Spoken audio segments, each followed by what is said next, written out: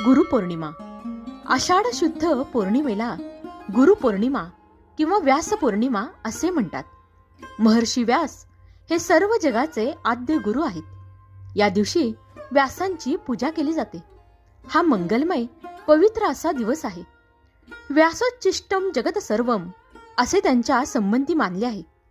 जगातील सर्व ज्ञानी लोकांनी जे ज्ञान समाजासमोर मांडले आहे ते व्यासांच्या मुखातून आलेले आहे.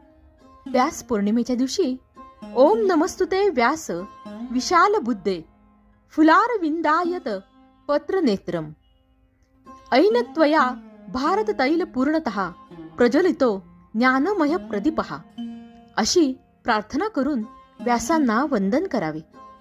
या प्रार्थनेचा अर्थ फुललेल्या कमळाप्रमाणे ज्यांचे आकर्ण नेत्र आहेत, ज्यांची बुद्धी विशाल आहे, ज्यांनी महाभारत रूपी तेलाने भरलेल्या ज्ञानद्वीप प्रज्वलित केला, त्या महर्षी व्यासांना नमस्कार असो.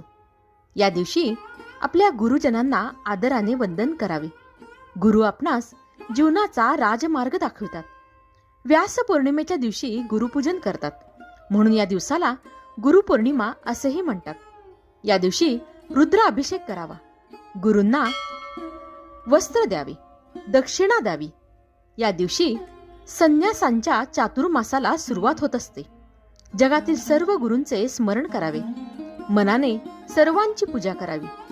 गुरूंच्या उपदेशाच्या सूत्राचे स्मरण करावे, गुरूंच्या ग्रंथांचे वाचन करावे, तसेच सद्गुरूंच्या अभंगाचे भजन करावे. घरातील सर्वांनीच गुरूंची पूजा करावी.